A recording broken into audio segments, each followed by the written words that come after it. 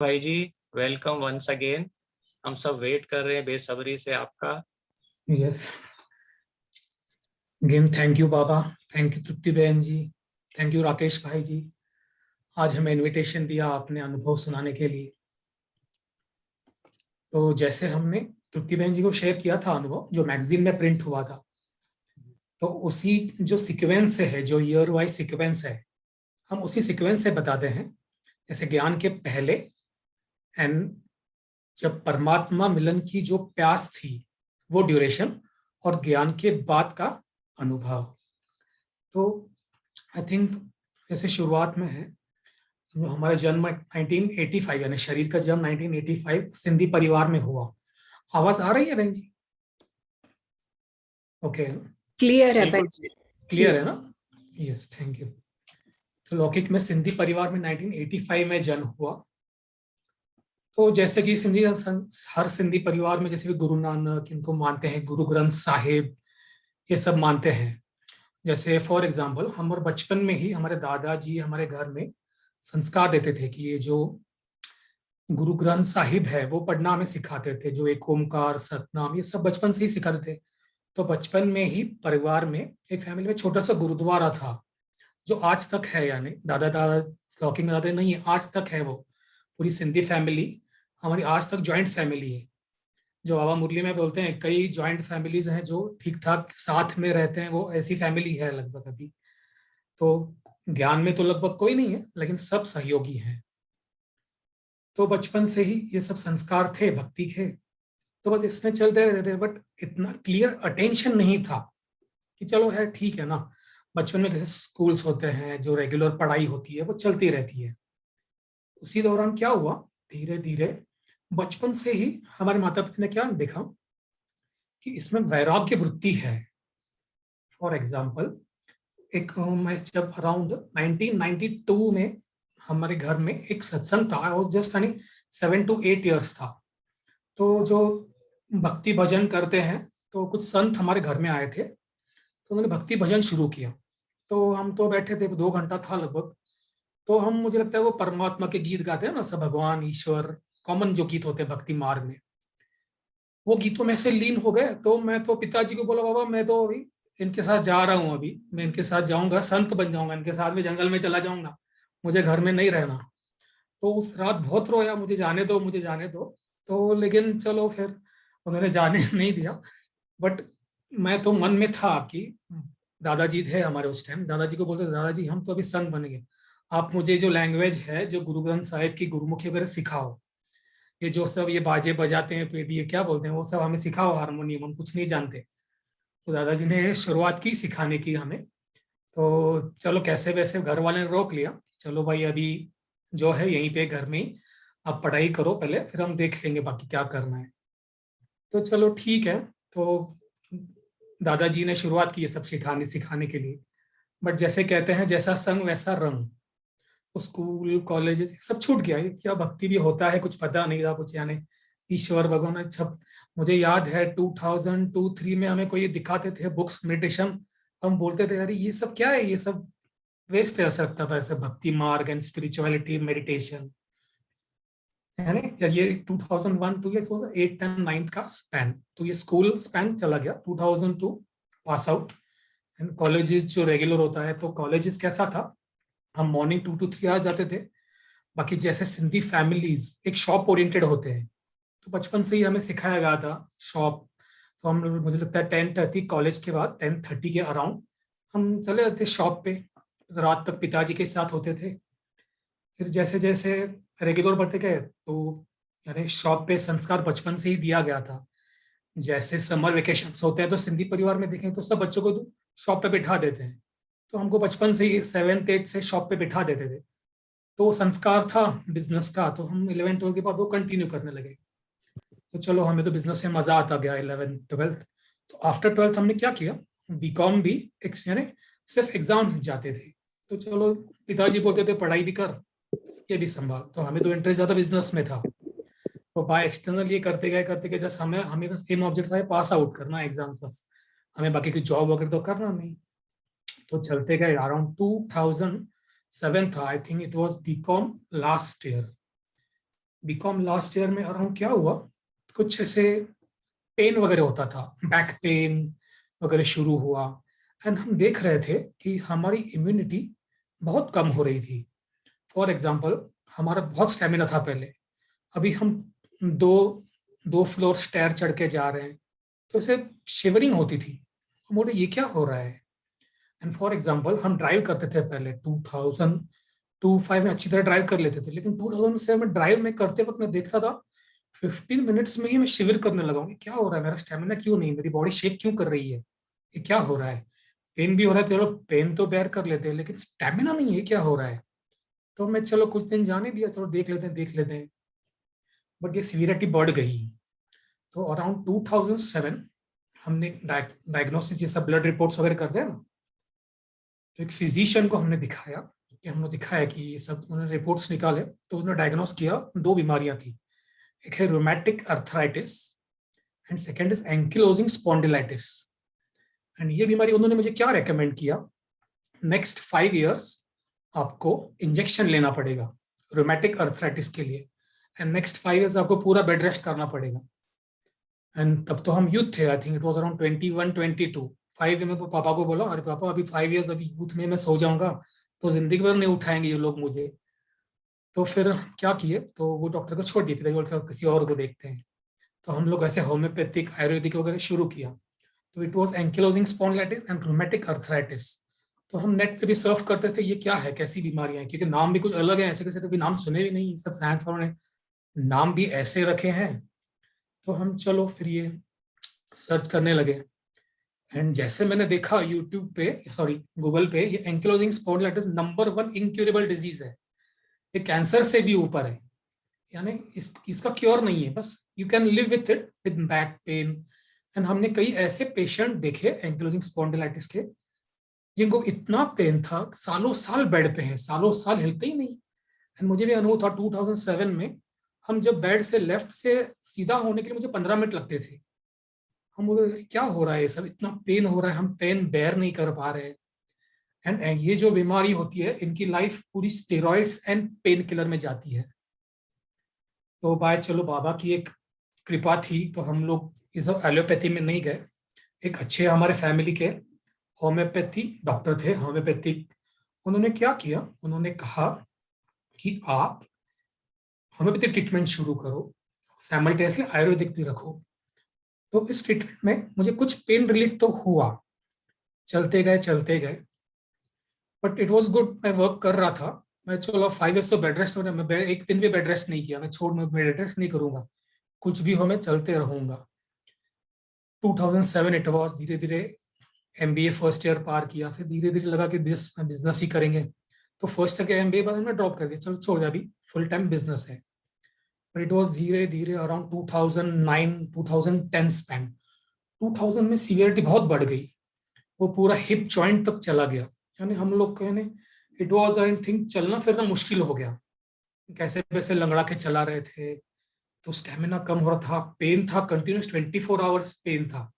हमने तो यानी कसम खाई थी कि भाई ये सब स्टीरॉइड वगैरह तो नहीं लेंगे, कुछ भी हो, जो भी है नेचुरल या जो भी है इजीली करते रहेंगे।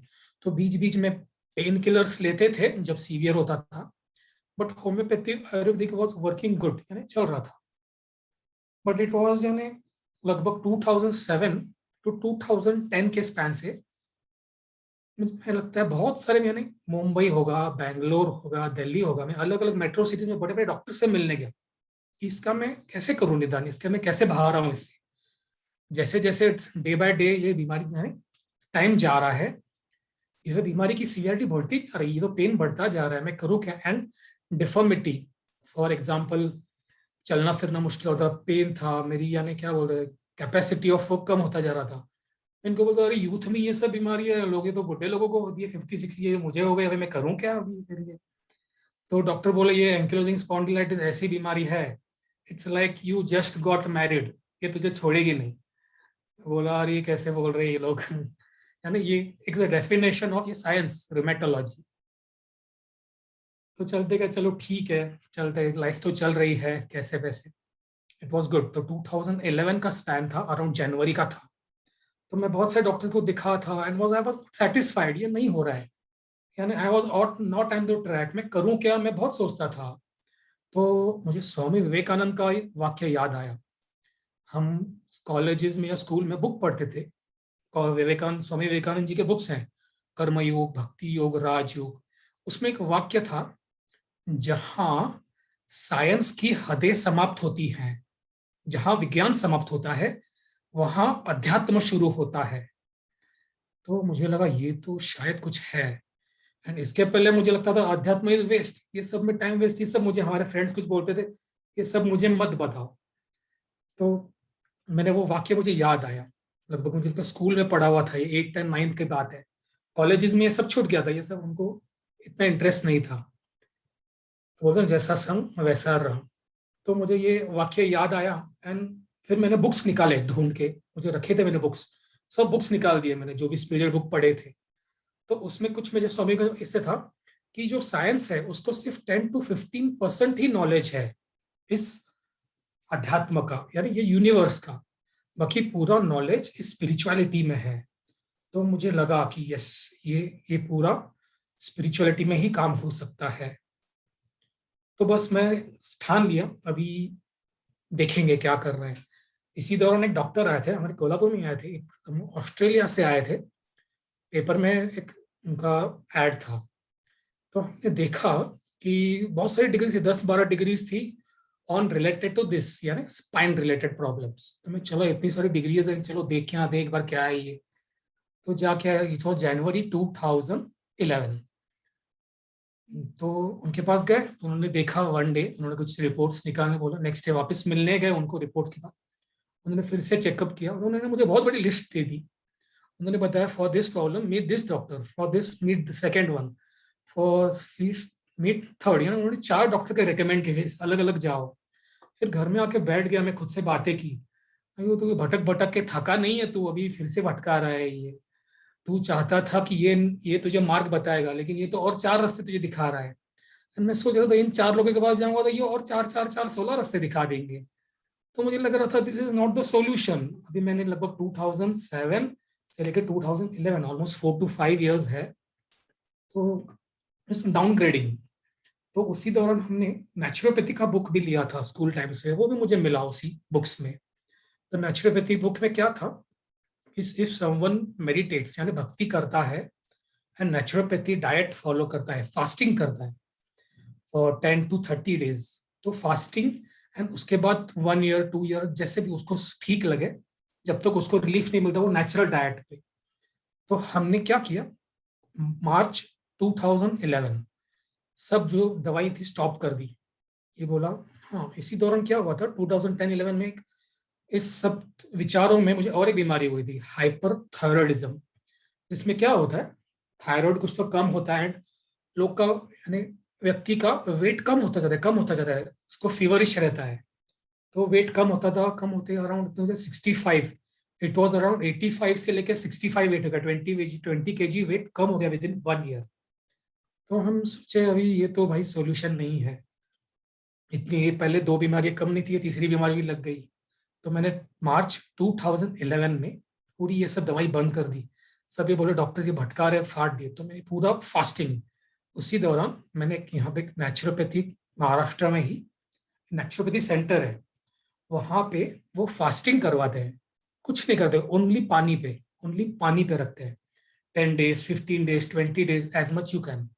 तो मैंने 10 days का कोर्स लिया उनसे, मैं 10 days ओनली वाटर पे रहूंगा। उनके पास गया, 10 days एट फर्स्ट टाइम में गया, तो मैं देखा अराउंड 30-40 लोग थे। अरे बोला, ये लोग तो पानी पे कैसे भी रह रहे हैं, हम तो आज तक खाने पे रह नहीं, इट्स इम्पॉसिबल। मैं वापस चला गया, यहाँ से एक, यानी एक विलेज है यहाँ से, कोल्हापुर से अराउंड 50 किलोमीटर दूर। तो हिम्मत नहीं हुई, अरे हम फास्टिंग कैसे करेंगे, पानी पे कैसे रह पाएंगे 10 दिन। एंड उसके बाद ये बोल रहे हैं कुछ खाओ ही नहीं, ये बोल रहे हैं सिर्फ स्प्राउट्स खाओ, फ्रूट्स खाओ, इट वॉज नॉट गुड। तो मैं घर वापस आया, फिर 2 दिन वापस सोचा। उस समय हम ड्राइव करके गए थे, तो ड्राइव करके गए थे, हमने क्या सोचा, मैं ड्राइव करके गया तो देख के वापस आ गया डर के। मैंने ऐसे किया, मैं बोला वो जंगल है, मैं ड्राइवर को बोला, ड्राइवर तू मुझे छोड़, और 10 दिन मुझे फोन ही मत कर रहा, आना ही नहीं मुझे लेने। मुझे इस तरह छोड़ दे, जो होगा देखा जाएगा वहां पे। तो उन्होंने मुझे छोड़ा, मैंने 10 डेज फास्ट किया। तो फुल फुल वाटर फास्ट था, उसमें मुझे अच्छा रिलीफ मिला। 9th एंड 10th डे में मुझे उन्होंने जूसेस दिए, जूसेस एंड सूप्स दिए। एंड 10th डे के बाद उन्होंने मुझे डाइट दिया कि ये है सात्विक डाइट, जो नेचुरल डाइट होता है। फॉर एग्जाम्पल स्प्राउट्स होते, दिन में स्प्राउट्स थे, रात को सूप थे, ओनली सूप, इसमें अन्न नहीं था। तो हमने सोचा चलो अभी ये करेंगे चैलेंजिंग, सब दवाई बंद करके। तो हमने मार्च 2011 से ये शुरू कर दिया डाइट। फुल्ली नेचुरोपैथी डाइट पे हम चल रहे थे। ये लगभग चलते गए तो अराउंड 10 डेज फास्ट में ही और 5 to 6 kg कम हो गया। फास्टिंग करते गए एंड इसी दौरान हम भगवत गीता, कृष्ण की भक्ति, अलग अलग माध्यम हम ढूंढते थे। बाबा रामदेव का मेडिटेशन है, आर्ट ऑफ लिविंग, बस हम इसमें ही लग गए। बाकी कहीं भी ध्यान नहीं था, बस हमें मेडिटेशन करना है, भक्ति करना है। And in this time I was not connected with Brahma Kumaris. Brahma Kumaris क्या है मुझे कभी पता नहीं है। बस ये स्वामी विवेकानंद के बुक्स पढ़ो, बाबा रामदेव जो योग सिखाते हैं, जो चक्रा मेडिटेशन है वो करते थे, आर्ट ऑफ लिविंग के कुछ मेडिटेशंस करते थे। तो इसी दौरान क्या हुआ, चलते चलते मेडिटेशन तो कर रहे थे, फास्टिंग भी था। तो बहुत तीव्रता से हम भक्ति जो बोले ना, नौधा भक्ति। तो it was on March 2011 to June 2012 था ये समझो। हमारे संपर्क में समझो कुछ ब्रह्मा कुमारी, एक सिस्टर आई थी। उन्होंने बोला राहुल भाई जी, आप इतना मेडिटेशन वगैरह इतना अच्छा अच्छा कुछ बातें करते हो, आप ये कोर्स करो। फिर उस दौरान क्या था, मैं बहुत ये संस्था भी घूम चुका था। मुझे लगा अरे ये लोग भी सब भटकाते हैं, सब लोग अपना अपना टेक्निक लगा के बैठे हैं, सब लोग अपना अपना संस्था बना के बैठे हैं। फिर जाओ बोलो तो 5,000 रुपीज भरो ये कोर्स के लिए, कोई बोलता था 1,500 रुपीज भरो। फिर 1,500 रुपीज भरने के बाद बोलो ये तो सब फर्स्ट एडिशन है, यानी फर्स्ट, यानी क्या बोलते हैं प्राइमरी, यानी सेकेंडरी के लिए फिर से पैसे भरो। मैं बोला अरे इन लोगों ने बिजनेस लगा के रखा है। हमारे मन में था कि जो भी दवाई होगी इस सृष्टि पे भगवान ने बनाई होगी, या ज्ञान होगा, वो फ्री होगा, उसका पैसे नहीं होंगे। तो मुझे लगा ये ब्रह्मा कुमारी जी शायद पैसे लेते होंगे, मुझे ऐसे मन में था। तो हमने उनको मना कर दिया। तो 1-2 महीने में हमने देखा कि अरे नहीं, ये तो ब्रह्मा को कुछ यूट्यूब पे देखते थे। तब यूट्यूब इतना अपडेटेड नहीं था, 2011-12 में इतने क्लासेस नहीं होते थे। तो हमने देखा कि यूट्यूब यानी Brahma Kumari free of cost है, 7 days Rajyoga free of cost. फिर 2-3 बार उन्होंने रिक्वेस्ट किया सिस्टर ने, तो हमने चलो ठीक है कर दे, फ्री ऑफ चार्ज है, थोड़ी पैसे ज्यादा है। एंड सिंधीज होते हैं वो एक मनी ओरिएंटेड होता है, यार पैसे लेते हैं यार, कुछ तो प्रॉब्लम है, फ्री है तो चलो पहले कर लो, देख लेते हैं क्या होगा आगे। तो मुझे अच्छा लगा। एंड जो भगवत गीता में ज्ञान था वही कोर्स था। तो 3rd-4th डे पे ही उन्होंने मुरली दिखाई, यानी पेपर था उनके पास, ये होती है मुरली। ये बोले परमात्मा की मुरली। बोले ये क्या होता है दिखाओ। बोले ऐसे नहीं देते हम, पूरा 7 डेज होने दो फिर हम आपको दिखाएंगे ये मुरली क्या होती है। उनको रिक्वेस्ट किया, अरे नहीं नहीं ये मुझे दिखाना पड़ेगा, ऐसा नहीं चलेगा। तो 3rd डे तो नहीं, 4th-5th डे उन्होंने मुझे मुरली दिखाई, 1-2 मुरली हमने घर लेके आए। तो जैसे ही कोर्स पूरा हुआ, तब 1-2 दिन पहले हमने मुरली तो लाई थी घर में। तो मुझे मुरली तो बहुत पसंद आई, इतनी अच्छी लैंग्वेज थी। एंड वो बोले स्वयं परमात्मा ने लिखा है ये मुरली। तो मैं चलो ठीक है, जो भी है अच्छा तो है ना, भगवान ने लिखा, किसी ने लिखा हो, या भगवत गीता में से हो, इनडायरेक्टली भगवान से है ऐसे मुझे लग रहा था। बट डायरेक्ट भगवान ने लिखा होगा ये मुझे ऐसे संभव नहीं लग रहा था। मैं बोला चलो भगवान लिखे, भगवान आया हो तो हमें क्या करना, हमको तो बस अपनी प्रॉब्लम सॉल्व करनी है, ठीक होता है ठीक है और क्या, बाकी भगवान आया हो तो अपना काम करने दो, ऐसा लग रहा था। तो चलो ठीक है, मुरली हमने लाई। तो 7th डे जैसे ही कोर्स पूरा हुआ, तो मैंने 2-3-4 मुरली और लेके आए। तो मुझे तो मुरली बहुत अच्छी लगी, 5-6 मुरलीज थे मेरे पास। मुझे लगा ये मुरली हमारे लिए है। तब ऑनलाइन मुरलीज नहीं मिलती थी, सेंटर पे ही मुरली लेना पड़ता था। तो मुझे मुरलीज नहीं दे रहे थे। मैं बहुत रिक्वेस्ट किया सिस्टर को, अरे मुझे मुरलीज दो फ्यूचर के। नहीं ऐसे हम दे नहीं सकते घर में, आपको यहाँ पे सुननी पड़ेगी। मैं उनको बताया अरे देखो मेरे प्रॉब्लम है शरीर का, ऐसे ऐसे है। तो उन्होंने एक भाई को रिक्वेस्ट करके 1 मंथ पहले वाली मुरलीज देते थे, फ्यूचर वाली नहीं, पहले वाली। तो 1 मंथ वाली मैं पहले पहले मुरलीज लाते गया घर में। तो मैं डेली इतना अच्छे लेके 2-2 3-3 मुरली रोज पढ़ने लगा। अरे बोला ये मुरली तो मेरे लिए है। मुझे लगा ये कोई तो मुझसे बातें कर रहा है, मुझे मुरली मेरे लिए है। तो मुझे और कुछ पता नहीं। तो उसी दौरान मुझे लगता है मैंने सब छोड़ दिया, स्वामी विवेकानंद बाबा हमने मुरली पे ही फोकस था। Course was it's just okay, यानी ठीक है, अच्छा लगा, यानी ब्रह्मा बाबा ने अच्छा ज्ञान बताया। मुझे ऐसे लग रहा था कि चलो ये गीता ज्ञान ही है, भगवत गीता में जो ज्ञान है यही ज्ञान बता रहे हैं, बट डायरेक्ट भगवान होगा ये मुझे ऐसे लग नहीं रहा था। तो मुरली पढ़ते थे तो आनंद आने लगा। तो हम सुबह का टाइम था, आफ्टर टिल 2 PM हम घर में ही होते थे, बस ये योग तपस्या मुरली मेडिटेशन, एंड 2 o'clock हम शॉप पे जाते, हाफ हाफ टाइम कर दिया, यानी पूरा टाइम हम इस पे फोकस करते थे। शॉप पे भी जाके हम मेडिटेशन में ही लगे रहते थे, बस आत्मा परमात्मा आत्मा परमात्मा।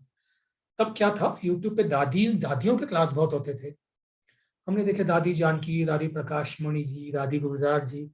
मैं बोला अरे ये तो सब सिंधी है ब्रह्मा बाबा, ये तो सब सिंधी है, हम भी सिंधी है। हमारे पिताजी बाजू में बैठते थे, अरे ये तो क्या सिंधी है क्या ये लोग? अरे हाँ पापा। मैंने बोला देखो ये ब्रह्मा कुमारी सब सिंधी है, हमारी तरह है ये लोग। तो मुझे तो बहुत पसंद आया, तो मुझे लगा कोई हमारे अपने मिल गए सब ये दादियों को देख के। तो मुझे वो लगा, फिर हम क्लासेस सुनते गए, फिर जगदीश भाई के क्लासेस सुने, मुरली पढ़ते थे, तो आनंद आने लगा। इसी दौरान मुरली के कुछ वाक्य मिलते गए, मुरली में कुछ यानी जैसे धारणा के लिए मुख्य सार होता है, मुरली में कुछ वाक्य मिल रहे थे। फॉर एग्जाम्पल, यानी इसी दौरान इट वॉज जून 2012, हम कोर्स मुरली पढ़ रहे थे, एंड दिसंबर 2012 तक हमें 100% निश्चय हो गया। कैसे? हम अमृत वेला उठते थे 4 AM या 3:30 AM, तब बहुत प्रॉब्लम होता था, उठने में पेन होता था। तो हम अमृत वेला जब उठते थे, पीस ऑफ माइंड में गाने चलते थे, गीत चलते थे।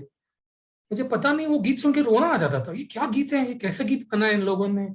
फॉर एग्जाम्पल वो जीवन के दाता, सांसों के स्वामी, ऐसे ऐसे गीत है। बोला ये गीत कहीं है नहीं, कैसा गीत है? तो मुझे लगता है अमृत वेला 6 months तो रोते ही थे बीच बीच में ऐसे, कितना मजा आता था।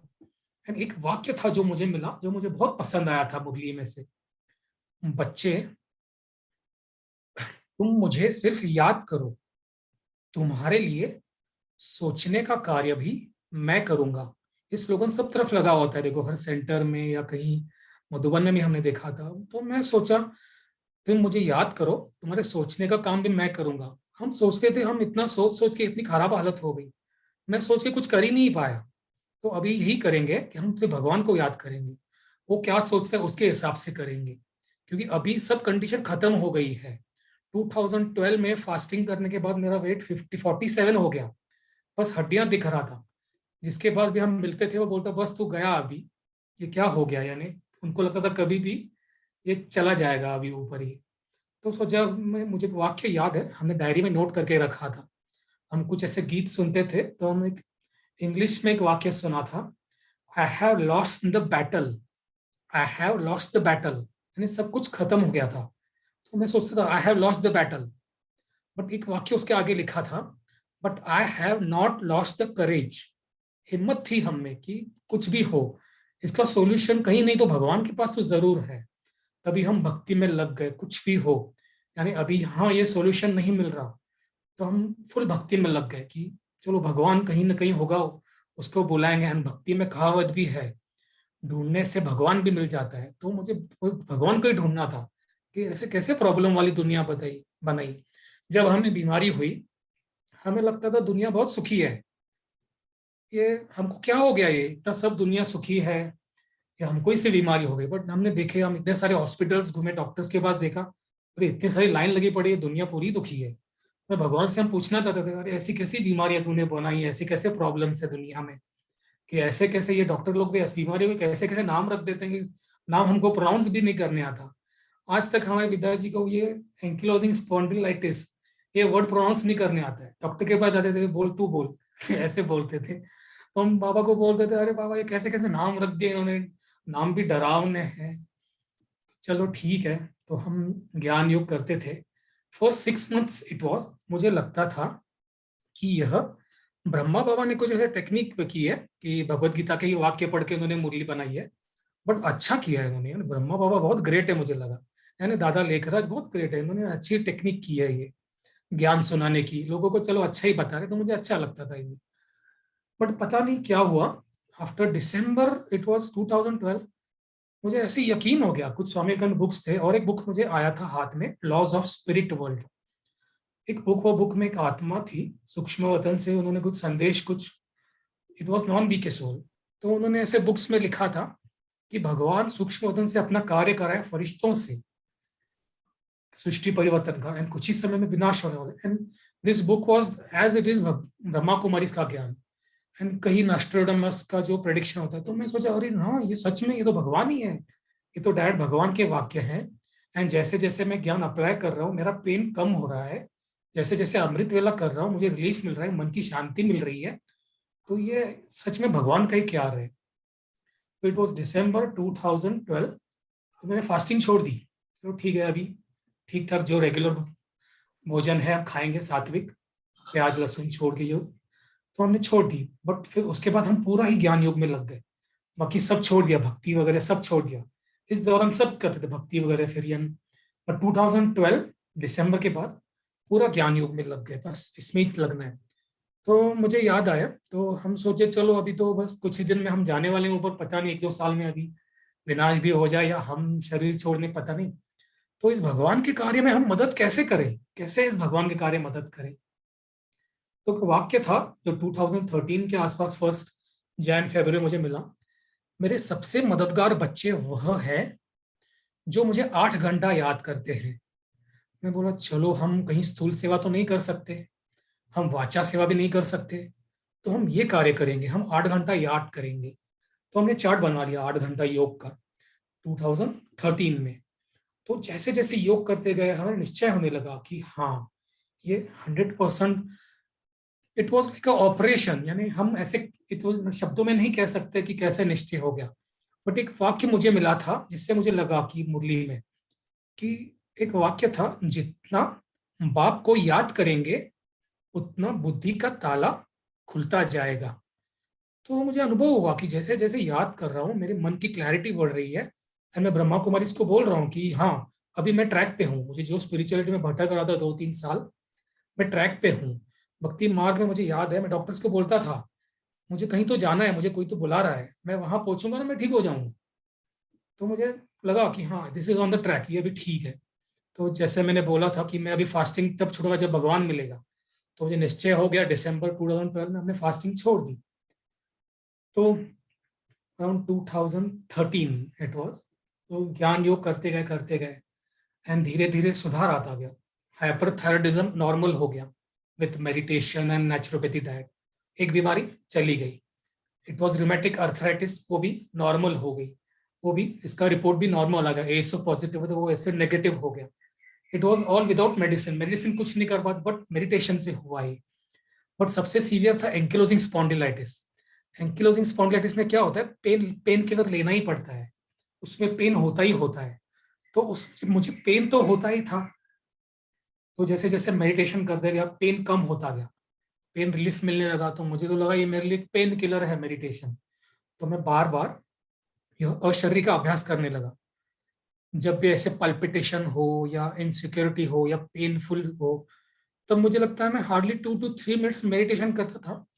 जैसे दादी जानकी की क्लासेस सुनते थे, वो बोलते थे उस क्लासेस उस टाइम यानी अराउंड 2000, बहुत पुराने क्लासेस है, सोल टॉक्स थे, मैं सब क्लासेस सुन रहा था उनकी। वो बोले आप बाबा को याद ऐसे करो कि आप आत्मा यहाँ, जैसे पतंग की डोर ऊपर लटकी हुई है परम धाम में। तो मैं ऐसे चिपका रहता था जैसे पतंग की डोर लटक रही है, यहाँ से तार ऊपर कनेक्टेड है बस। तो मैं हार्डली जैसे कनेक्ट करता था 2 to 3 मिनट्स में पेन गायब हो जाता था। मैं बोला अरे वाह, ये तो बहुत जबरदस्त काम कर रहा है। तो तब सब each and every normal routine चल रहा था। 2015 हिप जॉइंट्स पे जब आ रहा था, तो चलना फिरना जब मुश्किल हो गया तो हम क्या करें। तो एक डॉक्टर मिले हमें, तो बोले आप हिप हिप रिप्लेस करो। इन सब ऑपरेशन से मैं कभी तैयार नहीं थे। तो 2015 में उन्होंने हमें रिकमेंड किया ऑपरेशन। तो हमने चलो ठीक है सोच लेते हैं, इतना भी सोचा नहीं था। तो आई थिंक इट वाज 2015, हम डिसीजन नहीं ले रह सकते थे। तो क्या करें सोचा, तो हम बहुत बाबा को याद किया, बाबा ये ऑपरेशन तो बहुत रिस्की है, ये तो बोल रहे हैं दोनों हिप कट कर देंगे, यानी इंसान को पूरा बीच में से कट कर देंगे, ये लोग हिप डालेंगे, आर्टिफिशियल जॉइंट होंगे दोनों, कैसे होगा फिर ये। एंड एक था, हमने अनुभव किया कि जब हम ज्ञान में नहीं थे, फिर जब ज्ञान में आए, याद करने लगे, जैसे बाबा कहते हैं याद के शक्ति के वायुमंडल से श्रेष्ठ आत्माएं आपके सहयोगी बनती हैं। तो हमें ऐसे ऐसे लोग मिल रहे थे जो हेल्प कर रहे थे, जैसे डॉक्टर मिले, उन्होंने हेल्प किया। 2015 में एक ऑपरेशन हुआ, 2016 में ऑपरेशन हुआ, तब तक फुल नॉर्मल, हम चलने फिरने लगे, हम दौड़ने भी लगे इस दौरान। हम, मुझे लगता है 5 मिनट्स भी वॉक नहीं कर पाते थे, आज हम 1 1 घंटा 2 2 घंटा वॉक कर सकते हैं नॉन स्टॉप। जैसे मुरली में एक वाक्य आता है, बाप की याद में पैदल भी करेंगे तो कई घंटों पैदल करेंगे, कुछ फीलिंग ही नहीं होगा कि हम लोग वॉक कर रहे हैं, थकान महसूस नहीं होगी। तो हम ये प्रैक्टिस कर रहे थे 2015-16 में। आफ्टर ऑपरेशन डॉक्टर के बोला, डॉक्टर हम वॉक कर पाएंगे ना? डॉक्टर बोला हाँ 100% वॉक करेंगे। तो हम, मुझे लगता है 2016 से वॉक करने लगे, फुल नॉर्मली वॉक करना। तब से आज तक हमने कभी मॉर्निंग वॉक मिस नहीं किया। एंकिलोजिंग स्पॉन्डिलाइटिस में क्या होता है, एक पेन किलर रेगुलर होती है, ये छोड़ ही नहीं पाते। तो 2016 में जैसे ही ऑपरेशन हुआ, पेन किलर तो चल रही थी, डेली एक पेन किलर लेता था, छोटे सा डोज था। तो मैं बाबा को बोलता था, बाबा विनाश होने वाला है, तब ये पेन किलर नहीं मिले तो कैसे होगा? कुछ भी हो, ये पेन किलर छोड़ा मेरी, ये मुझे मुझे अच्छा नहीं लगता इस पे डिपेंड रहना, कुछ भी हो। तो मुझे लगता है 2016 में धीरे धीरे डोज कम होते पेन किलर बंद हो गई। एंड आज 5 इयर्स से मैंने कभी पेन किलर नहीं लिया, and this is a miracle for the science कि एंकिलोजिंग स्पॉन्डिलाइटिस में ये पेन किलर या स्टेरॉइड की के बिना ये चल रहा है, फिर रहा है, यानी उड़ रहा है हम नॉन स्टॉप। यानी हम आज डॉक्टर्स को बोलते हैं कि जैसे मुझे 3 इंजन मिल गई हैं, एक मेरी इंजन है, एक भगवान परमात्मा की इंजन, ब्रह्मा बाबा की इंजन है, यानी 3 इंजन काम कर रहे हैं। इतना स्टेमिना है कि कोई नॉर्मल व्यक्ति भी नहीं कर, इतना स्टेमिना बताते हैं। चलो कुछ यानी इमोबिलिटीज होते थे इन ऑपरेशन है, जैसे एक रिस्ट्रिक्शन होते हैं आफ्टर ऑपरेशन वगैरह, वो कुछ है रिस्ट्रिक्शन, बट इट्स ओके, यानी कुछ इससे दिक्कत है, नॉर्मल रूटीन नॉर्मल होता है, तो इट्स फाइन। जैसे जैसे ही 2016 में हमने अनुभव किया, अरे सब कुछ ठीक हो गया अभी तो हमने सोचा अभी ये शरीर भगवान की देन है, आज से हम कसम खाते हैं इस शरीर को पूरी तरह भगवान को समर्पण करेंगे और भगवान की सेवा करेंगे। जैसे मैं बोलता था 8 घंटा बाप को याद करेंगे, हम कर्मणा नहीं कर पा रहे हैं, धन से नहीं कर पा रहे हैं, तो बाबा ने मुझे मौका दिया है कि तू कर्मणा कर, तू वाचा कर, तू ज्ञान दान कर, तू धन से कर। तो मुझे लगा ये अभी चांस नहीं छोड़ूंगा। अभी मैं 2012, भगवान आया 1936, मैं भगवान, अरे तभी तो बस एंड आ गया थी। तब मुझे लगता है मूवीज भी आई थी 2012 की, विनाश होने वाला ही है अभी। तो एक फीवर था बस, कभी भी विनाश हो सकता है, कभी भी विनाश हो सकता है। तो 2016 में हम पहली बार मधुबन गए, बाबा मिलन था यानी, तब अवैध बाबा आते थे, लगभग 2 बार मिलन हुआ अवैध बाप दादा। फिर 2017 के बाद तो बाबा नहीं आ रहे थे वहां पे, यानी साकार मिलन जो था वो पार्ट बंद हो गया। तो मुझे याद है फर्स्ट टाइम हम जब बाबा मिलन गए 2016 में ऑपरेशन के बाद, तब तक तो जा नहीं पाते थे, इतना ट्रैवलिंग मनाई थी मुझे विद ट्रेन, यहाँ से विद 24 आवर्स ट्रेन ट्रैवल करना पड़ा था उस टाइम। तो मुझे याद है फर्स्ट टाइम जैसे ही डायमंड हॉल में एंटर किया मैंने, मैं आधा घंटा अंदर रोने ही बैठ गया, अरे ये क्या हो गया, ये सच में यहाँ भगवान आता है। तो बाबा मिलन के फर्स्ट दिन पहले डायमंड हॉल में साफ सफाई चलती है, मैं बोला दीदी को दीदी मुझे वहां जाना है जहां भगवान बैठते हैं स्टेज पे, जहाँ स्टेज पे स्वयं भगवान आते हैं, मुझे स्टेज पे देखना है, चलो अभी कोई भीड़ नहीं है, साफ सफाई कर, मुझे जाने दो अंदर। तो दीदी के परमिशन से हमें अंदर जाने मिला। तो मैं देखा, वहां पे गया, वहां पे भाई बैठे थे, तो मैं वहां पे जाके स्टेज के बीच में रुक गया। मैंने भाई को बोला, भाई बाबा यहाँ बैठते हैं ना, थोड़ा थोड़ा पीछे आओ, बोले वहां पे एक झूमर था ऊपर, वहां वहां वहां पे आओ, बोले वहां बाबा आते हैं।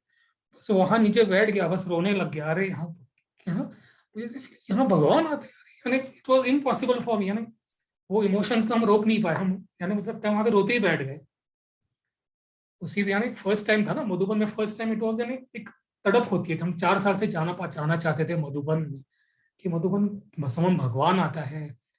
तो पांडव भवन गए, बाबा की झोपड़ी में, वहाँ अलग अनुभव, तपस्या धाम में, तो इट वॉज यानी फर्स्ट टाइम का एक फीलिंग मधुबन का, यानी बहुत अच्छा अनुभव होता है। तो बस हम सोचे अभी बस यही अभी लाइफ है, अभी यही करना है। तो 2016-17 इसी दौरान तपस्या चलती गई। 2016-17 it was span like health okay हो गई, कुछ रिलेशंस प्रॉब्लम्स थी वो भी ऑटोमेटिक अच्छी हो गई। जैसे फॉर एग्जांपल घर में कुछ अप्स एंड डाउन होते भी थे, ज्ञान की शुरुआत में जोश आ जाता है ना, भगवान आया है, ब्रह्मा कुमारी इस कांदा लहसुन हम नहीं खाते, ये नहीं खाते, आप ऐसे हो, तो धीरे धीरे जैसे जैसे योग अच्छा होता गया, तो हमने अनुभव किया कि सब सहयोगी बन रहे हैं। यानी इतना सहयोगी ज्ञान के पहले भी नहीं थे, जैसे सपोर्ट कर रहे हैं कि आप जो करना चाहते हो we are with you. Full support था विथ, यानी जो चाहे फैमिली हो, मदर फादर हो या फ्रेंड सर्कल हो, सब लोग सपोर्ट कर रहे थे। तो इसी दौरान यानी चलो हम सोचे अभी 1-2 साल बिजनेस करेंगे, उसके बाद लग जाएंगे इसमें। तो धन का भी अप्स एंड डाउन था। बाबा को बोला अभी धन का देख, तो मैं ज्ञान योग में ज्यादा बिजी था इतने 6-7 साल, तो मैंने धन का इतना अरेंजमेंट नहीं किया। तो पहले जैसे जोश होता है, तो मेरे पास कुछ भी नहीं था ऐसे। तो बाबा को बोला धन, तो मुझे याद है हमारी दीदी बोलती थी, जब मधुबन जाओ, बाबा के कमरे में आप जब पांडव भवन जाते हो संकल्प रखना, वह पूरा होगा। तो हमने पहले साल संकल्प रखा था कि पूरा बॉडी पेनलेस, पेन किलर छूट जाए। It was done. 2017 में संकल्प रखा था कि हमारे माता पिता वगैरह सब मधुबन आ जाए। डन, वो भी बाबा ने मालूम कर लिया, वो भी आ गए। फिर अक्टूबर 2017 में गए, बाबा को बोला ये धन का सेटलमेंट कर, थोड़ा अप डाउन डाउन रहा, कभी कभी खींचाना होती है।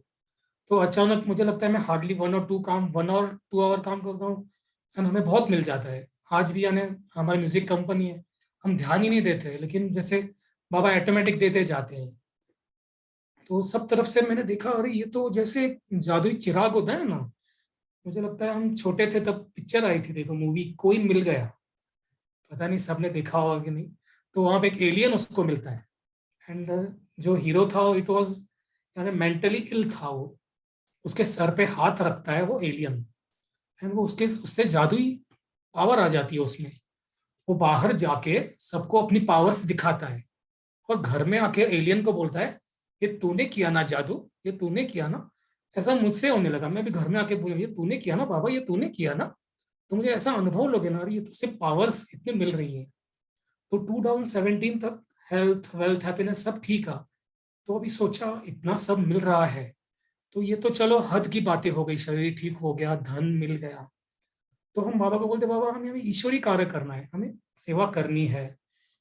जैसे 2018 में हमने जगदीश भाई का क्लास सुना था कि जो आत्माएं मुरली सुनती है लेकिन मुरलीधर नहीं बनती है, ज्ञान शेयर नहीं करती, वो कुछ काम की नहीं। तो मैं बहुत अपसेट हो गया, हम इतने साल से अभी ज्ञान में कुछ काम के नहीं आने, ऐसा फील होने लगा। तो मैं बाबा को बोला बाबा कुछ भी हो, अभी मुरलीधर बना, अभी हमको मुरली सुनाना है, ज्ञान दान करना है, वो किसी भी माध्यम से हो। हम बहुत छोटी सिटी से हैं, महाराष्ट्र बहुत दूर है, पावर्स कम है। मधुबन से हम आई थिंक 1200 किलोमीटर। बाबा अभी कैसे करना है मुझे पता नहीं, तू ही करा। तो याद है, मुझे लगता है मधुबन जब जाते थे, वरिष्ठ मिलते थे, उन द्वारा हमें बहुत सहयोग मिला। वो लोग बहुत आगे करते थे, आप ये करो, आप वो करो। उन्होंने हमें अपॉर्चुनिटी दी। जगदीश भाई का हम क्लासेस सुनते थे, यूट्यूब चैनल बनाने का हमें चांस दिया। करुणा भाई जी जो मधुबन है, उन्होंने बोला आप बनाइए। मातेश्वरी जगदम्बा सरस्वती क्लाब उन्होंने बनाने को हमें अपॉर्चुनिटी दी। फिर एक फेसबुक पेज हमने ओपन किया था 2018 में, अव्यक्त मुरली इसेंस। वो बहुत मैंने पॉपुलर हो गया। यानी मधुबन से हमें परमिशन मिली थी वो करने के लिए। तो विद इन 1 ईयर फुल ब्राह्मण परिवार उससे जुड़ गया। वहाँ वाके हम शेयर करते थे इमेजेस एंड ऑडियोज बाबा के थे, तो बहुत अच्छा चल। तो इसी दौरान यूट्यूब आया, यूट्यूब बहुत आफ्टर जियो हो गया। तो हम सोचे यूट्यूब में क्या करें हम ऐसा। तो हम बाबा को बहुत बोलते थे 1 ईयर 2018 इट वॉज, कि बाबा चलो ये तो सेवाएं ठीक है, इट इज अल्टरनेटिव। कुछ हमसे ऐसा करा कि हम लाखों आत्माओं को योग सिखाएं। तो मेरे सब संकल्प पूरे कर रहे हैं, मुझे पता नहीं। तो मुझे संकल्प आते थे 2017-18 में, तो ऐसे कमेंट्रीज बना यूट्यूब पे अपलोड कर। तब एक इन्फीरियरिटी कॉम्प्लेक्स था। हम सोचते थे मन में, संकल्प आता था, हम सोचते थे अरे इतने वरिष्ठ भाई बहन हैं, सूरज भाई है, शीलू बहन के कमेंट्रीज है, उषा में कमेंट्री है, हमारी कौन सुनेगा। तो हम छोड़ देते थे संकल्प को। 2018 में ऐसे 3-4 कमेंट्री ऐसे ही जस्ट कैजुअली अपलोड कर दी, 2-3 महीने ऐसे छोड़ दिया, हमें ध्यान नहीं था। तब देखा विद इन 3 to 4 में लाखों व्यूज आ गए उसमें। बोला अरे ये क्या हो गया। एंड उसमें कमेंट्स आ रहे थे, भाई जी ये बनाओ, वो बनाओ, ये बनाओ। तो एंड तो हम फिर 2019 धीरे धीरे और एक 8-10 बना दिए commentaries. It's was just casual, इतना सीरियस नहीं थे। हम सोचते थे बाबा को बोलते बाबा कुछ बड़ा कार्य हमसे कराना, हम बस, हमें पता नहीं, एज ए इंस्ट्रूमेंट आप यूज करना, एंड लाखों आत्माओं को हम योग करना सिखाना चाहते हैं। ये आपको काम कराना है, मुझे पता नहीं कैसे कराना है।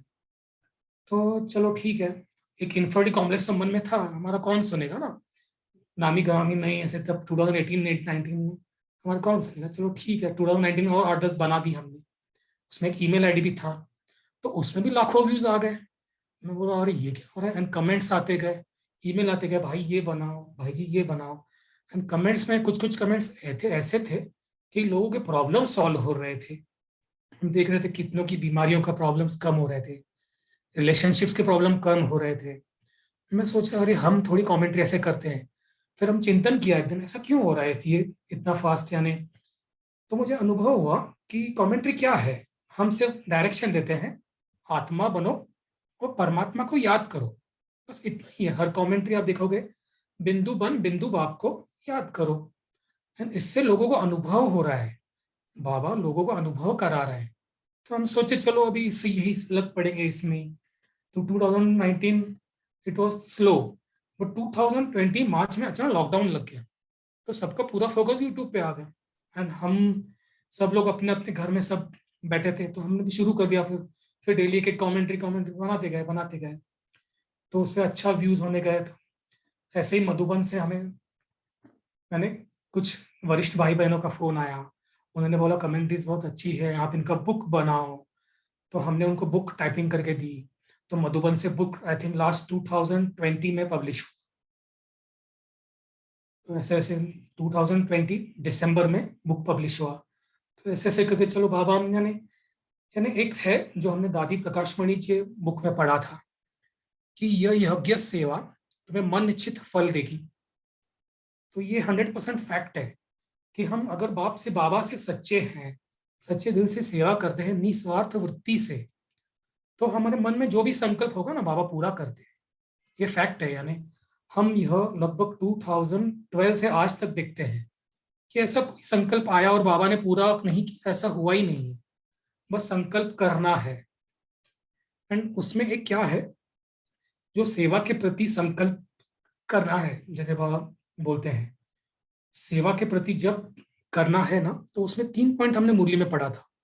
निस्वार्थ वृत्ति, निस्वार्थ वृत्ति, निर्माणता, ये 2 पॉइंट्स है उसमें। तो निस्वार्थ एंड एक था निस्वार्थ वृत्ति और निर्माणता, ये मेन था, और निमित्त भाव, ये 3 पॉइंट थे। तो हमने सोचा यस, तो ये निस्वार्थ वृत्ति से हमें करना है तो ही सफल होगा। तो बस करते गए, अभी इसी दौरान ये ड्यूरेशन चल रहा है, बाकी अभी ऐसे रेगुलरली अनुभव अभी अराउंड 1840 क्वेश्चन आंसर्स लेंगे दीदी, कुछ ऐसे पॉइंट शेयर करना है ऐसे। हाँ या भाई जी, अगर अभी I think we have 10 more minutes, उसके बाद क्वेश्चन आंसर्स ले लेंगे। हाँ यस, 6:45 स्टार्ट कर सकते हैं। तो यानी हम बताएंगे शरीर पे जो है, कई आत्माएं प्रश्न आज भी आते हैं, जो हमें ईमेल आते हैं या कमेंट्स करते हैं, बाबा कई बार मुरली में बोलते हैं यह तुम्हारी बीमारियां वगैरह मैं सब ठीक करने नहीं आया हूँ, बहुत बार बोलते हैं, बस आप शक्तियां लो। ये बहुत बार मुरली में बाबा बोलते हैं यह सब बीमारियां तुम्हें ठीक करने नहीं आया हूँ। तो कई आत्माएं जब हम मेडिटेशन बनाते हैं बीमारी पे, बोलते हैं अरे ऐसे कैसे मेडिटेशन बनाते हो।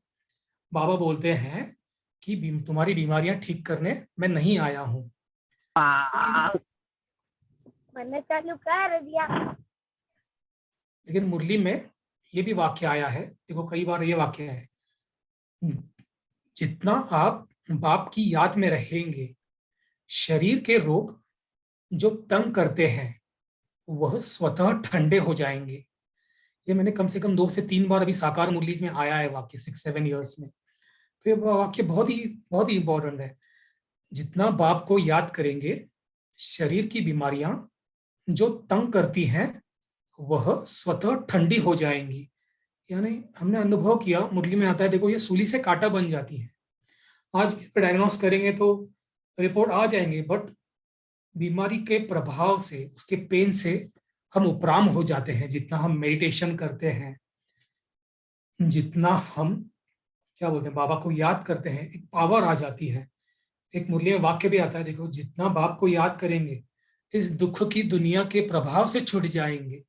तो ये सब दुख ही है ना, बोले चलो किसी को संबंध से होगा, किसी को प्रकृति शरीर से होगा, किसी को अनेक प्रकार से समझो होता है, तो इन दुखों से ऑटोमेटिकली वह स्वतः ठीक होता जाएगा। बस यही बीमारी। इसी दौरान समझो कुछ ऐसे पॉइंट्स थे जब हमने ज्ञान दौरान, हम शायद हमने आज नोट करके रखे हैं पॉइंट्स। एक मिनट ना, जैसे ज्ञान में जो बीच में चलते थे ना, एक ऐसे पॉइंट मिला था हमको बताते हैं। एक बाबा बोलते हैं, देखो मेरे को तेरे में परिवर्तन कर, फिक्र बाप को दे, फकुर ले लो। कई इसमें बाबा ने मुरली भी चलाई है। समर्पण भाव, जितना हम संकल्प करते हैं ना, इन समर्पण भाव से ज्यादा पावर मिलती है। हमने अनुभव किया, जितना हम बाबा से समर्पण करते हैं, हमें ऐसे ऐसे संकल्प टचिंग होते हैं। बाबा जैसे ऊपर से प्रेरित करता है कि अभी ये करो, अभी वो करो, ऐसे प्रेरणाएं मिलती हैं, अभी ये करो। एंड ऑटोमेटिकली कई आत्माएं सहयोगी बनती हैं। वो भले चलो कोई लौकिक कार्य हो, शरीर के कोई व्याधि के लिए हो, या कोई सेवा के संकल्प, ऑटोमेटिकली कोई ना कोई आत्मा निमित्त बन जाती है, सहयोग मिल जाता है। तो समर्पण भाव। एक मुरली थी अराउंड 1969 की मुरली है, तो बाबा ने उस समर्पण का एक गहराई बताई थी। हम आपको एक एक्सप्लेन करते हैं समर्पण क्या है। हम बोलते हैं ना, तन मन धन बाबा तेरा। तो बाबा ने मुरली में बताया था, 6 पॉइंट लिखे थे। बाबा ने बोला था समय समर्पण। फर्स्ट पॉइंट वॉज समय, सेकेंड वॉज संकल्प, थर्ड बाबा सेड संपत्ति, फोर्थ सेड सर्व संबंध, फिफ्थ बाबा सेड शरीर तन, सिक्स्थ बाबा ने पॉइंट समर्पण को बोला कर्म। जो भी हम करते हैं, लौकिक कार्य हो, लौकिक कर्म हो या अलौकिक कर्म हो, वो सब कर्म समर्पण कर दो। तो हमने देखा, जैसे जैसे मैं मेडिटेशन कर रहा हूँ, लगभग मैंने 3 to 4 ईयर्स से मैंने ये जो मेडिटेशन है समर्पण भाव का कभी मिस नहीं किया। मैंने इस पे कमेंट्री भी बनाई थी। कई आत्माओं के अनुभव ईमेल आए कि जब से हमने ये समर्पण का अभ्यास किया, तब से बहुत खुशी रहने लगी, बहुत मजा आने लगा इस समर्पण भाव से। तो जैसे मुरली में कई बार आता है, सब कुछ तेरा, मेरे को तेरे में सब कुछ तेरा, सब कुछ तेरा संकल्प करो। तो इट वॉज बस यानी जितना हम सब कुछ तेरा करते हैं, तो बाबा अनगिनत पार बढ़ा के देते हैं। और एक मिनट देखना होगा। यस, इस दौरान हम जब बताया 2015 से लेके आज तक, एक मुझे 2015 में क्लास था, हमने एक वरिष्ठ भाई बहन के क्लास में सुना था। मुरली में पॉइंट आता है कि बच्चे, तुम सिर्फ अपना अमृत वेला ठीक करो, मैं तुम्हारा सब कुछ ठीक कर दूंगा। ये 2016 में मुझे पॉइंट मिला था कि बच्चे, तुम सिर्फ अपना अमृत वेला ठीक करो, मैं तुम्हारा सब कुछ ठीक कर दूंगा। तो मैं सोचा, अरे इतना इजी है। बाबा ने टाइम दिया है 4 AM to 4:45 AM। हम सिर्फ इतना ठीक कर देंगे, बाबा सब कुछ ठीक कर देंगे दिन भर में। यानी जो भी समझो तन की प्रॉब्लम हो, धन की, जो भी मन के संकल्प, हेल्थ वेल्थ हैप्पीनेस जो भी हो। तो हमारा फर्स्ट फोकस था 2016 से लेके अमृत वेला ठीक करना है। तो 2016 में जैसे जैसे हम अमृत वेला ठीक करते गए, ऑटोमेटिक हमने अनुभव किया सब कुछ ठीक हो जाता है। ये 100% गारंटी है जो मुरली में आता है। तो आज 2016 से लेकर 2011 कभी हमें अमृत वेला मिस नहीं हुआ है। एंड इवन 2016 से आज तक हमने अमृत वेले का भोग मिस नहीं किया। अमृत वेले का भोग हम लगाते हैं, रेगुलरली लगाते हैं, कभी मिस नहीं किया 2016 से 2017 तक। इसके भी बहुत फायदे हैं, क्योंकि हमने कई भोग के क्लासेस सुने वरिष्ठ भाई बहनों के, कि जैसे बाबा बीज है, जब हम बाबा को भोग स्वीकार करते हैं, तो ये पूरे वृक्ष को जाता है ना, 800 करोड़ 700 जो भी आत्माएं हैं, इनको जब हम बाबा को संतुष्ट करते हैं, तो ये सभी आत्माएं स्वतः संतुष्ट हो जाएंगी। तो हमने अनुभव किया, सच में ये भोग लगाना इज वेरी इंपॉर्टेंट। यानी घर में कम से कम एक बार तो भोग लगाना है। जैसे मुरली में आता है, भोग लगाओ भोगना, भोगना मिटाओ, यह ब्रह्मा भोजन दुख भंजन है। तो हमने अनुभव किया, ये भोग लगाना, अमृत वेला या कोई दिन भर में कभी भी भोग लगाना इज वेरी इंपॉर्टेंट। अमृत वेला भोग लगाना जब, यानी कभी जब बहुत विघ्न है, जो बहुत प्रॉब्लम्स है, बहुत संकट, बहुत विघ्न है, विदिन 21 days तो 100% असर होगा। यानी बहुत सारे वरिष्ठ भाई बहनों के क्लासेस में भी आता है अमृतवेला भोग, अमृतवेला भोग का। तो बस इसी दौरान और एक वाक्य था, हम आपको बता दें। इसमें और एक, जब वॉकिंग करते थे तो बाबा का मुरली में वाक्य आता है, देखो, चलते फिरते अपने को अब चलते फिरते अपने को अशरीरी आत्मा समझो और कर्म करते अव्यक्त फरिश्ता समझो तो सदा खुशी में नाचते रहेंगे। तो हमें इसका बहुत अच्छा अनुभव है। चलते फिरते हम चलते फिरते निराकारी आत्मा और कर्म करते फरिश्ता अनुभव। जितना जितना हम कर रहे थे तो ऐसा लगा जैसे हम खुशियों में उड़ रहे हैं। बाबा ने बोला जैसे खुशियों में उड़ते रहेंगे।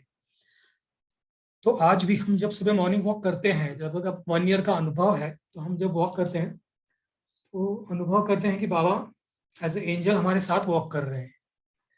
एंड विद इन लास्ट, पहले तो समझो 5 ईयर्स हम ये अनुभव करते थे, ब्रह्मा बाबा के तन में शिव बाबा एक फरिश्ता स्वरूप में, हम भी फरिश्ता, दोनों वॉक कर रहे हैं। तो बहुत मजा आता था। उनके मस्तक बिंदु से हमारे मस्तक बिंदु में किरणें आ रही हैं।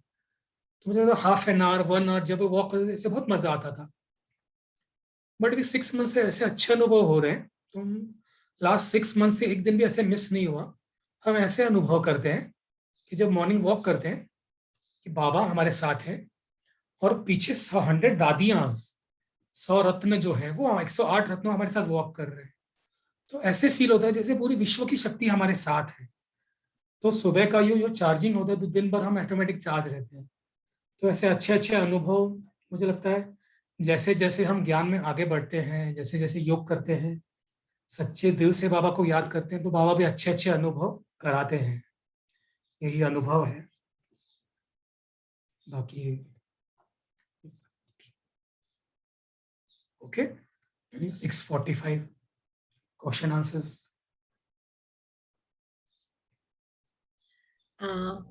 किसी के पास कोई क्वेश्चंस हो तो, और शिखा बहन आपको कोई क्वेश्चन पूछना हो? जी दीदी।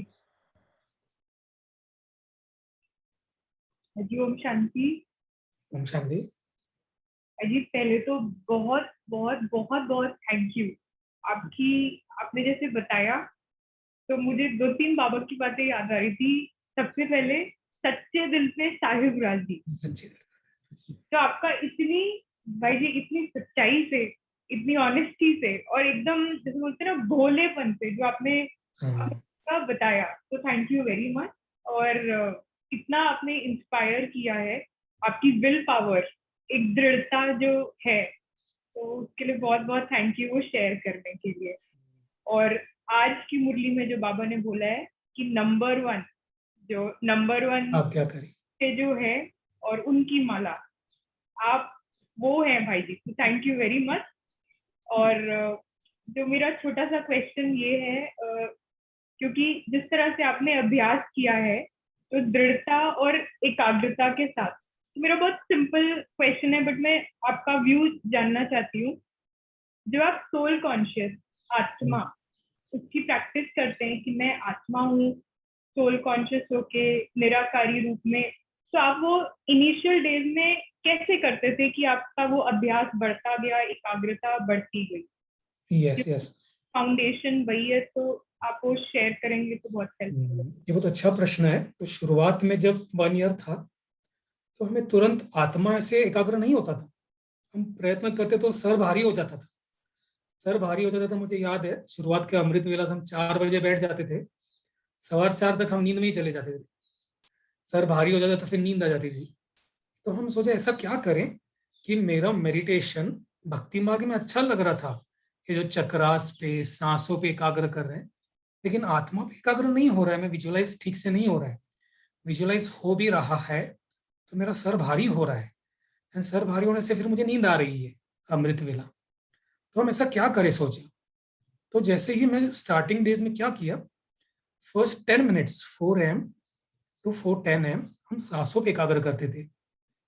यानी फॉर एग्जाम्पल जिसको जहां एकाग्र करने की अच्छी आदत है, हम नेचुरल सांसों पे जो रेगुलर सांस चलती है काउंट करते थे। काउंटिंग मेथड मेडिटेशन, हमने इसका एक मेडिटेशन बनाया, काउंटिंग मेथड मेडिटेशन।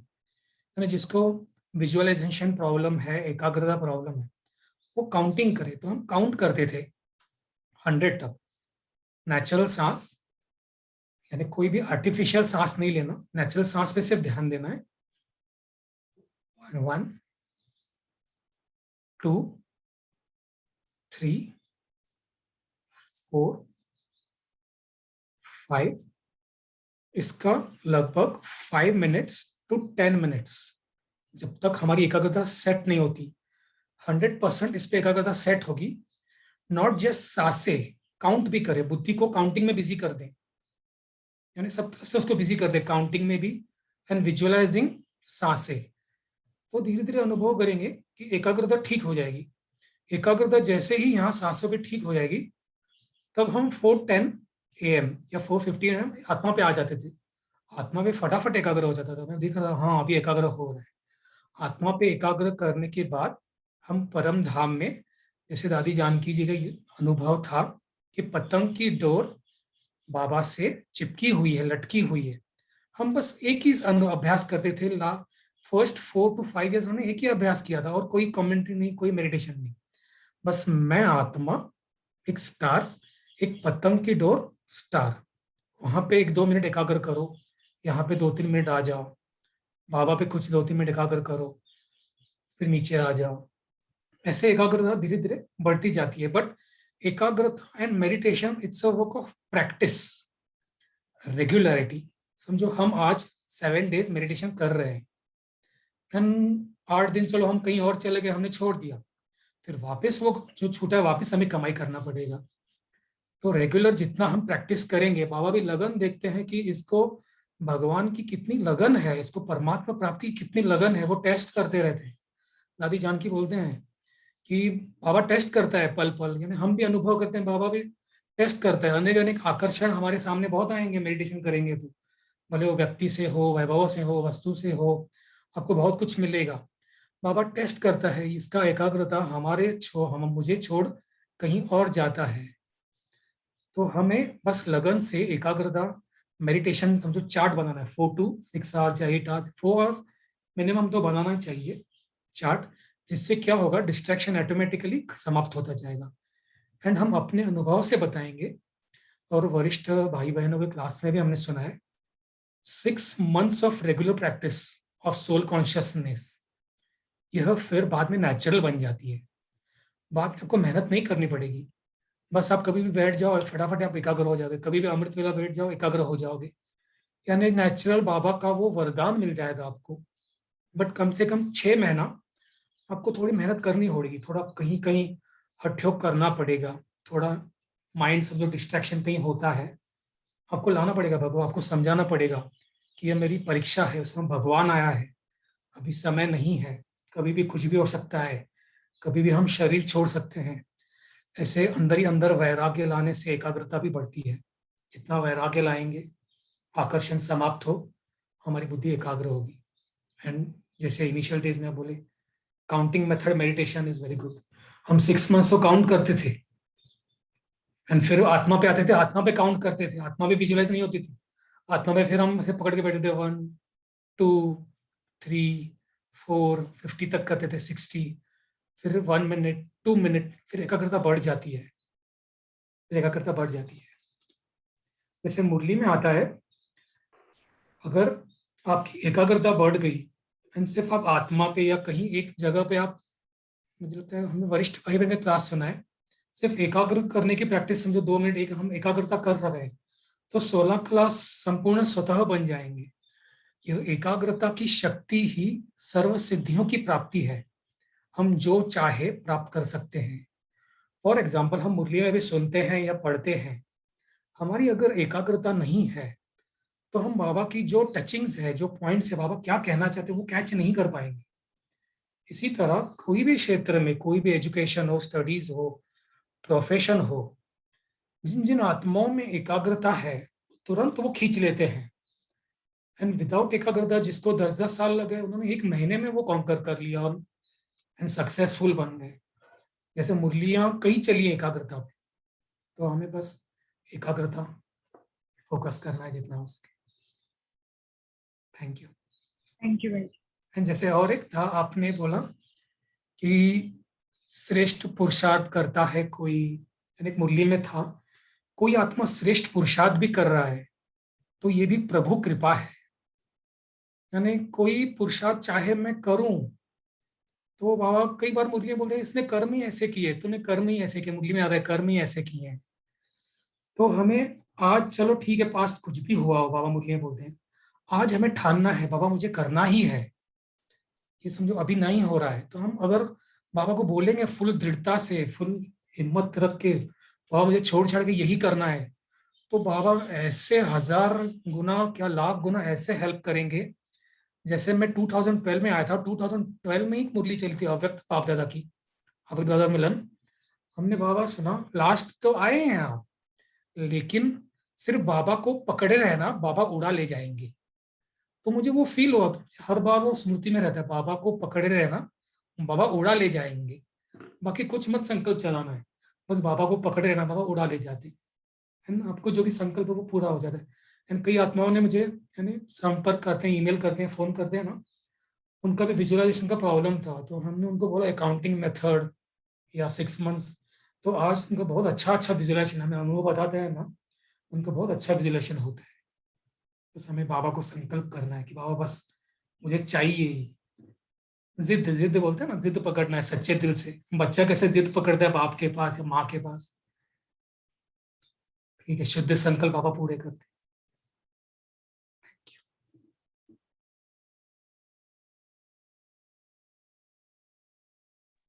पलक जी कुछ पूछना चाहते हैं। पलक जी आप यू कैन अनम्यूट योरसेल्फ।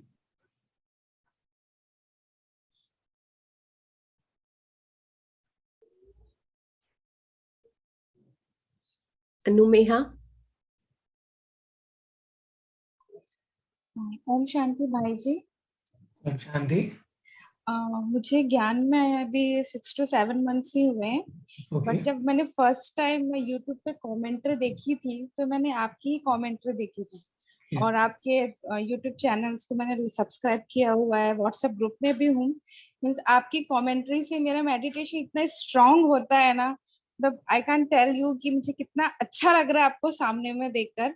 जब आपकी वॉइस से मैं फैमिलियर हूँ, आपको देखा नहीं था सामने से, तो जब भी मेडिटेशन होता था तो शायद माइंड के कॉन्शियस माइंड में था कि शायद कभी मैं आपको लाइव देख पाऊं और ये फीलिंग बता पाऊं कि आपके थ्रू मेरा मेडिटेशन बहुत अच्छा होता है।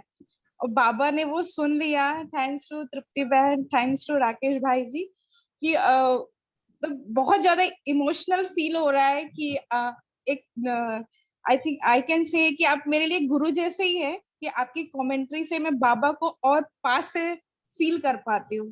तो थैंक यू सो मच, आपकी ये सेवा बहुत अच्छी है। और ऐसे बोलना नहीं चाहिए बट आपकी कमेंट्री की मैं बहुत बड़ी फैन हूँ, तो thank you so much. Thank you Baba.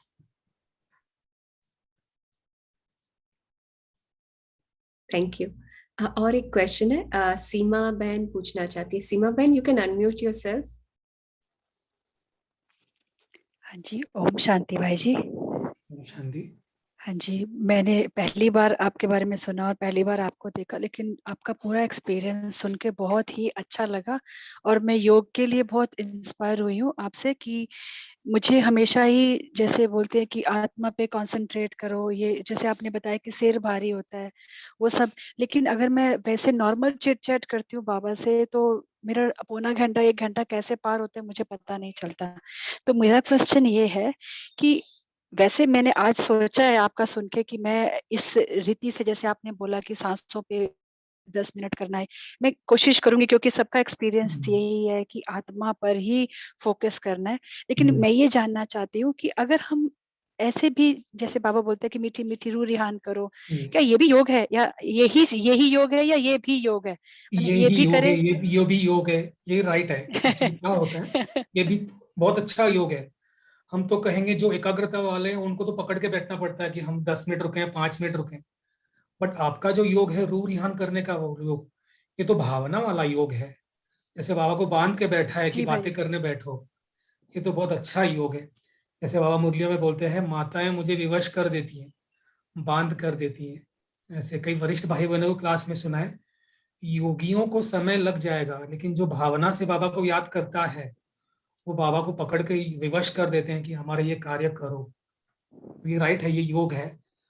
And आपको इस रूह रिहान में अच्छे अनुभव होते हैं, आपको बाबा से इंटरेक्शन का अनुभव होता है, आपको खुशी का अनुभव होता है, आपकी स्थिति जी। शक्तिशाली बन रही है, तो यस, ये 100% योग है। आपकी तरह मैं भी 2012 से ही ज्ञान में आई हूँ, लेकिन प्रवृत्ति में हूँ, गृहस्थी हूँ, बच्चे हैं, तो थोड़ा सा कुछ परिस्थितियां आती हैं तो चलो वो है। लेकिन एक बात और है भाई जी कि जैसे कमेंट्री सुन के योग करना, कभी कभी बहुत स्थिति डाउन होती है तो सोचते हैं कि चलो कमेंट्री से योग करें, तो कमेंट्री के साथ साथ मेरे अपने संकल्प चलते हैं साथ साथ, तो अच्छा, वो right. क्या, वो चलने चाहिए, ये मतलब क्या चीज है वो? फिर मैं हार के कमेंट्री बंद कर देती हूँ कि नहीं, Yes, मेरे तो अपने संकल्प चल रहे हैं, मेरे तो अपनी बुद्धि जा रही है, अपनी yes, कमेंट्री चल रही है, तो ये yes. क्या चीज है? ये जो संकल्प चलते हैं ना, जी भाई इट्स जी। लाइक बाबा जो बोलते हैं अ, संकल्प चलना, इट्स यानी समझो नेचुरल है। आज भी हम कभी योग में बैठेंगे, कार्य करते हैं, 4-5 घंटा योग कार्य, संकल्प चलते हैं। लेकिन हमने बताया ना, हम पिछले 5 सालों में जब भी पहले योग में बैठते हैं, पहले 5 मिनट्स समर्पण का अभ्यास करते हैं। पहला समर्पण हम संकल्प करते हैं, पहला समर्पण हम संकल्प और समय करते हैं। जैसे ही हम संकल्प समर्पण करते हैं तो हमें राइट नहीं है संकल्प करने का। फॉर एग्जाम्पल, हमने दादी जान की क्लास सुना था कि दादी जान की मम्मा को बोलते थे, मम्मा आप ऐसे कैसे योग करते हो, आपकी ऐसी कैसी योग की पावर है, आप ऐसा क्या संकल्प करते हो योग में जो आपका योग इतना पावरफुल है। दादी जान के बोलते हम नहीं कर पा रहे। तो मम्मा ने सिर्फ एक वाक्य में उनको बताया योग का प्रयोग, जो हम आज तक अनुभव करते हैं, सबसे बेस्ट है मेरे लिए।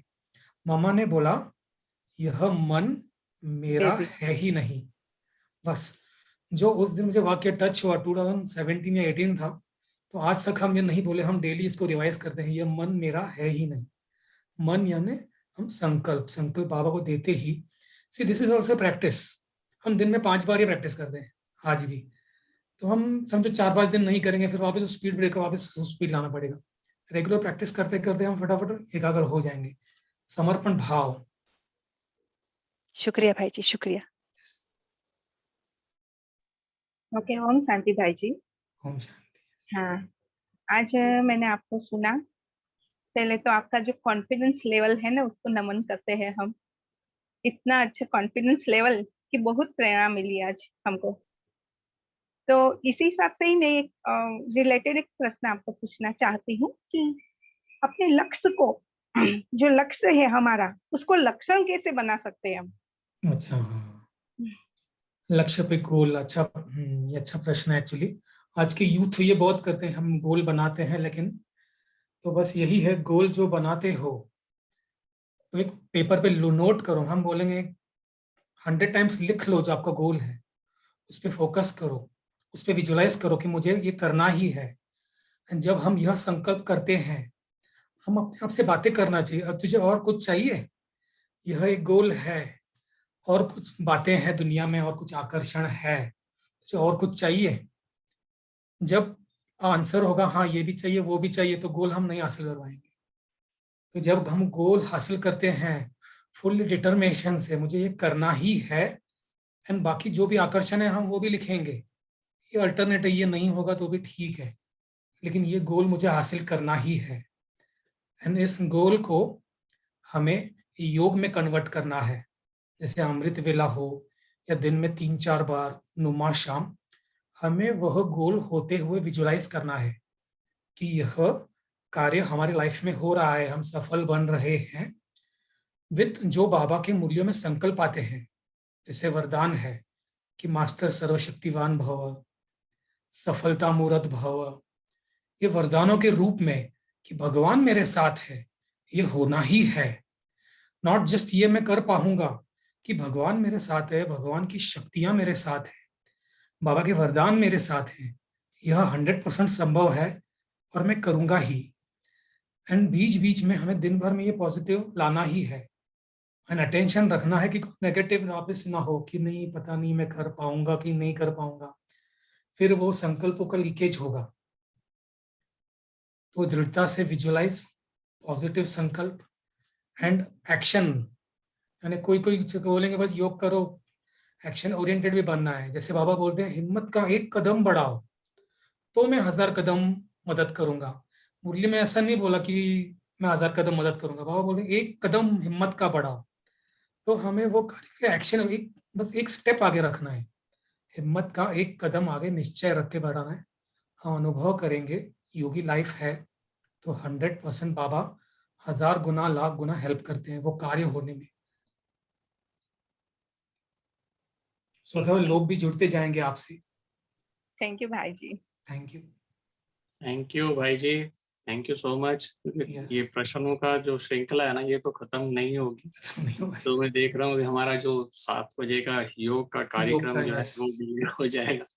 लेकिन छोटी सी चीजें ये जरूर कहेंगे कि जो सबकी जिज्ञासा है, इंक्विजिटिवनेस है, I think we can probably have another session in little time, जब भी आप फ्री होंगे, जिसके अंदर कुछ इनको विधि भी समझ आए, ताकि जिन जिन का कुछ प्रोसीजर, जिनका योग नहीं लग रहा, उनके कोई प्रश्न पूछ के और उनको कोई एक गाइडेंस मिल जाए, तो प्रोबेबली आई थिंक वो भी इनको काफी फायदा हो सकता है इस चीज का। तो अगर आपको ठीक लगे तो ये भी एक सेशन फिर कभी बीच में कर लेंगे, सेशन एक रख सकते हैं, है ना, इनका योग के ऊपर रख अभी लेंगे। मेन प्रॉब्लम ये क्वेश्चन आंसर योग के रिलेटेड है, योग and family related problems.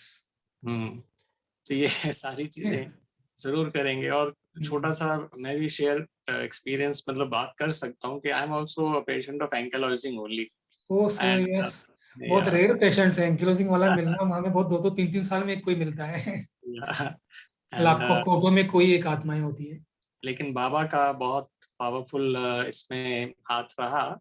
And हमारे बीच में एक डॉक्टर दीप्ति भी कनेक्टेड है, she is the physiotherapist join किया हुआ है। वो भी बाबा की बच्चे हैं कि जिनके थ्रू हमारी थोड़ी मदद भी हो जाती है। तो ये बाबा के हाथ हैं चारों तरफ, जो अनुभव किया कि कैसी कंडीशन थी हमारी, और जैसे कि आप बता रहे, मैं भी डिप्रेशन में चला गया था बीच में, कैसे बाबा ने निकाला, और बहुत जर्नी बहुत सुंदर रही है। मैं भी तकरीबन 2008 से हूँ ज्ञान में, तो काफी अच्छा एक्सपीरियंस बाबा का ये रहा। और आपका ये सुना तो और एक 1-to-1 टचिंग हुई कि बाबा, क्योंकि I can understand what is this pain, it is so excruciating, और कैसे इसमें से निकलते हैं। लेकिन हाँ, पता ही नहीं चला बाबा है तो we have crossed lots of hurdles, और अब तो समय जितना मिला है सेवा में, कहीं ना कहीं हम उसको यूज कर रहे हैं, तो हमारा हिसाब किताब भी चुकतो हो रहा है। तो ऐसे ही फिर हम एक सेशन बीच में कभी फिर चांस मिलेगा तो जरूर चाहेंगे कि आप फिर से ज्वाइन हो जाएं, क्वेश्चन आंसर्स। हाँ जी, क्वेश्चन आंसर्स का भी। तो अभी फिर पेशे का भी योग के ऊपर जरूर थोड़ा सा कुछ कराएं। दिल भी मेरी शांति। थैंक यू भाई जी। थैंक यू भाई जी, थैंक यू तृप्ति बहन जी, thank you Baba, thank you Rakesh भाई जी।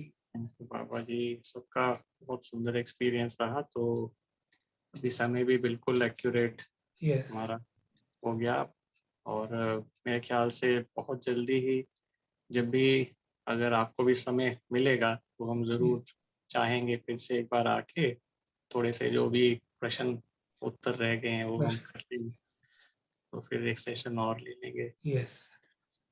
थैंक्स कर देते हैं भाई जी का बहुत बहुत बहुत बहुत शुक्रिया भाई जी, बहुत बहुत थैंक्स। थैंक यू बहन जी। थैंक्स। ओम शांति। ओम शांति।